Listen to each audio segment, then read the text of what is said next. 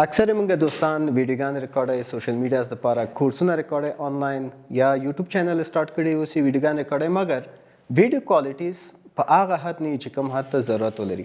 بعضې دوستانو مانه پوښتنې هم کړي دي چې دا ویډیوز چې ریکارډینګ سٹارټ کوو کم میټیریلز ته موږ ضرورت لرو یا کم کنسپټ باید موږ هغې کې استفاده کړو چې موږ ویډیوګانې ویژولي ښایسته راشي.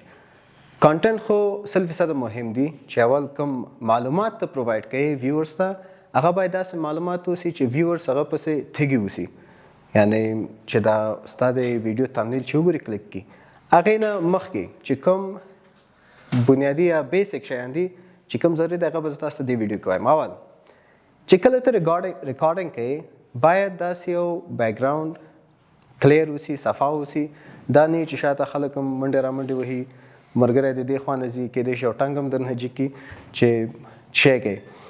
کلیر اوسي چې فوکس صرف تا باندې اوسي، بیکګراوند باندې نه اوسي. اوس که ما بیکګراوند وګورئ یو رنګ ده، خلک پکې ګرځي را ګرځي نه، یا داسې انوایرمنټ نه ده چې هغې کې موومنټ زیاتي، نو فوکس صرف په ما باندې.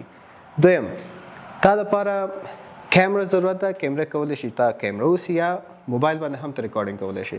نن سبا موبایلونو کوالټیانې د کیمرې ډېرې زیات شوي دي. اکثر خلک خو آیفون ایکس ګرځوي، سامسنګ کې هم داسې کیمرې شته دي چې اوس د جیګو موبایلو سره ښه کمپټیشن لري. دریم تا ته څه پکار ده؟ نن سبا خلک کیمرامین نه استفاده کوي چې یو څوک ودرېږي تا ته کیمره ونیسي یا موبایل ونیسي.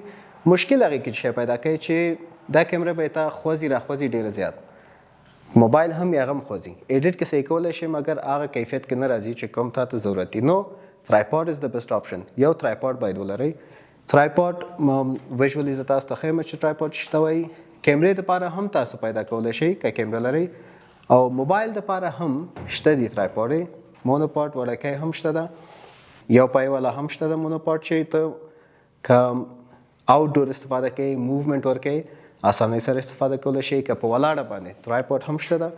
موبایل کیمره هر یو چې هغه ته استفاده کېږي. موبایل دپاره ما یو بل ریویو کړی ده، ویډیوز هم ما اپلوډ کړي دي، هم خپله روټیشن لري، ټریکینګ لري، ته چې هر خوا ته ګرځې تا ټریک کوي، تا ریکارډینګ نه خرابېږي.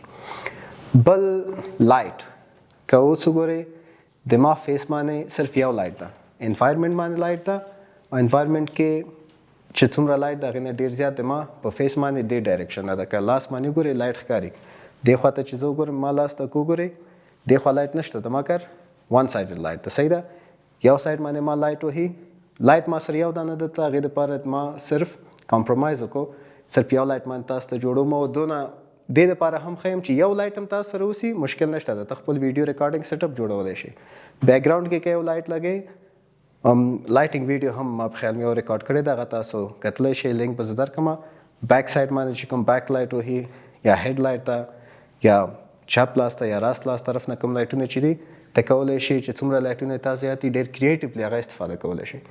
نو دغه بیسک شیان دي چې کله ته ویډیو ریکارډوئ که مد نظر ونیسئ او پیدا یې کړې، تا ویډیو کوالټي ډېر افیکټیو وي. نظر په دې چې ته صرف یو ځای کې ناست یې، بیکګراوند ته هم خلک پکې ګرځي او لایټ دی هم صحیح نه ده، ساوند سیسټم دی صحیح نه ده. ساوند دپاره که تاسو وګورئ زه دا مایک استفاده کوم، روډ مایک ده، ریسنټلی ما اخیستی ده، او کیمره کې دا نصب کېږي. که موبایل دپاره تاسو استفاده کوئ، افغانستان کې خو ما بویا مایکونه دي، هغه ما خپله هم استفاده کړي. لاین هم ډېر اوږد ده، 6 متره لاین لري، موبایل کې سیټ کوئ. او بلې پن مایک باندې داسې یو پن لري، وبې نښلئ، ریکارډینګ به وکړئ، هغه هم اواز ډېر کلیر ریکارډوي. ام موبایل سره تا ته کنیکټ کېږي، ام په کیمره سره کنیکټ کېږي.